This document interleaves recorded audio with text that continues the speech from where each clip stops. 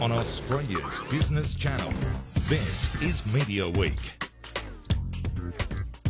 Hello and welcome to Media Week. I'm Brooke Corty. Ahead, Ten gets a new sales boss ahead of its midstream programming launch. Details of the Sharknado craze and News Life Media's progress in monetising its digital offerings, our interviews with top executives at the Delicious Magazine Produce Awards. But first, for a while, of course, it looked nearly certain there would be a change of government in September. But the return of Kevin Rudd has seen a Labor resurgence in the polls. And the question is how the media industry is preparing for the uncertainties surrounding both the date now and the result. Well, the new Astra CEO has plenty of experience in lobbying politicians. Andrew Maiden joins us now in the studio. And, of course, we're also joined by my co-host, James Manning, editor and publisher of Media Week. Andrew, congratulations and welcome to the program. Thanks, Brooke. Your first appearance on Media Week, of course, quite importantly. But, of course, you've spent a lot of time in the circles of politics in Sydney and also Canberra. Did that make you perfect for the Astra CEO role? Is that what the role really still is all about, lobbying the politicians? Well, political advocacy is a huge part of it, and it's true to say that I'm keen to increase our presence in Canberra and make sure that the voice of this industry is understood. After all, the industry employs 6,500 people, invests $2/3 of $1 billion in Australian content every year. So I'm keen to make sure that that is well understood in Canberra and the interests of the industry are respected. Andrew, tell me, when you're sitting around the board table talking with the directors of Astra, what's the I think in general they've told us on the show in years past they've been pretty unhappy with a successive line of communications ministers. How do they feel about a change of government? Would they rather that, or are they happy if the incumbent manages to win? Well, I think Astra members are on the whole agnostic about the political stripes of the minister. They care, like I do, mostly about the quality of policy. And to give you a couple of examples, the Broadcasting Act, 4 inches thick, 1,000 pages long, it's doubled in size in the last 10 years. So we're keen to have that simplified and reviewed, probably by the Productivity Commission, so that we have an act that is for the internet age and that can encourage investment. Another example is red tape. Captioning, classification, Australian content, all reasonable regulations, but the way they're administered has a serious impact on the pay TV industry because so many of its members are small. Yeah, you keep saying you want to be better understood. It's interesting that you still have to take that message that we're still not understood. Why not? Well, I find, for instance, in Canberra, a lot of people assume that there is one entity in the subscription industry, and the truth is, of course, when you look at Astra representing the whole industry, there are 40-odd entities. A lot of the jobs are in Foxtel, but nearly half of them are outside, and a lot of those are in small businesses, employing 10, 5, 2 people. In one case, one of our members just has 1 employee. And so when you think about regulating the industry, you've got to take into account the impact of a regulation on a small channel, because if you're Channel 7 or 9, for instance, you can accommodate some of those costs, but if you're a small channel, maybe some of those regulations can tip you over the edge. I guess you can understand that though, can't they? Because for the customers, all they really care about is Foxtel. There's nowhere else they can really go for their subscription TV service. Foxtel, half owned by Telstra. You've had 12 years at Telstra. Was that part of the reason you think you got the nod, that you're, you know intimately one of the partners? Certainly, I've had some exposure to the broadcasting sector and Foxtel through Telstra, but I left that organisation 18 months ago, not expecting to end up representing this industry, but of course it's a help. What have your first impressions been? You've been in the role for a couple of months now. Yeah.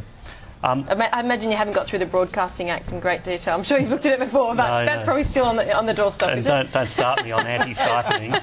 You need a PhD to understand that. But first impressions.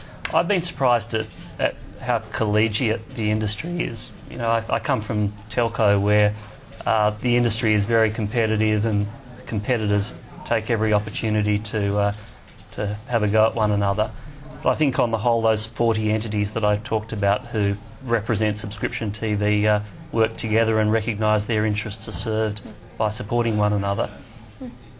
You mentioned anti-siphoning, something we've talked a lot about on this program, but is that less of an issue now when you look at the rights for AFL, NRL, the recent cricket deal? It's hard to imagine Foxtel sort of having the financial power to take that completely if they didn't have regulatory hurdles. Well, James, there are a lot of issues that we care about in addition to anti-siphoning, but on anti-siphoning, Fox Sports has done a very good job putting together content that people love to watch despite the rules.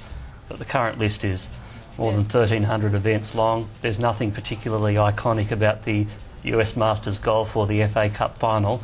So we would advocate a regime which has a short, simple list limited to a few truly national iconic events.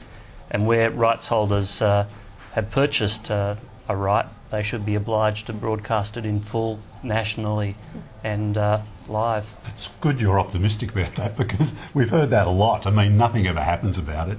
Do you think you might, would that be a real feather in your cap if you could be the person in charge that conquered that mountain? It's been an issue for 15 or 20 years because for 15 or 20 years the landscape has given privileges to free-to-air television and all we are seeking is a regime that levels the playing field so that subscription TV has just the same rights to bid for sports events as everyone else. Just before we wrap up, of course, it's the Astra Awards, annual Astra Awards happening next week. Have you been warned how amazing the dessert bar is at this awards night? This will be your first? I've been dieting in anticipation. Good, you'll need it. But it's true that there are not many occasions where everyone in the industry can get together. Yeah. Having so many participants and being so fragmented, for some people it's the only opportunity they have each year to see one another. So it'll be a great night a week from today. Do you find it lifts the profile of the industry outside of the industry itself? Yeah. Is that the idea of it? Or? It is. I'm keen to do more of that and also to use the awards as a platform to promote content that's coming up on subscription TV screens. Fantastic. Andrew Maiden, thank you so much for joining us on Media Week. Pleasure. CEO of Astra. Now, we have to take a check of the media sector's performance on the share market this week. The latest SMI data showed quite a big lift in government ad spend in the first half of the year, and the election campaign, of course, the election campaign proper I'm talking about hasn't even begun yet. So let's chat to Evan Lucas, who joins us from IG in Melbourne. Evan, what is expected the next couple of months? What are you looking at in terms of stocks that might actually benefit? Yeah, having a look at that report from SMI, there was a report out from Goldman Sachs that completely critiqued it.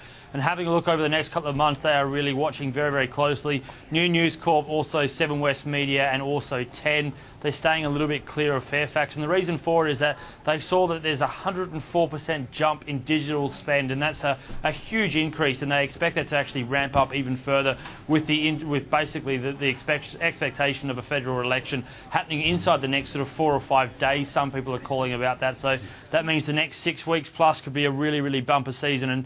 And having that in mind, the other thing they saw is TV jumped up around about 25%, whereas newspaper spending was only up around about 12%. And that's a real concern for an FXJ out there. It's one reason why a lot of them are still concerned with how FXJ are going to continue their two major mastheads with The Age and also the Sydney Morning Herald. They have obviously come online now with their sort of meterage system. But it is all about that government spend. They obviously see it as a way of offsetting the fact that complete advertisement spend was down 1.5% for the last month, and that is expected to continue on. So interesting sort of story coming out of Goldman Sachs, and they therefore think that those three, New News Corp, Seven West Media and 10, are the ones to watch, and they're probably going to have the biggest take-up with regards to the government spending coming.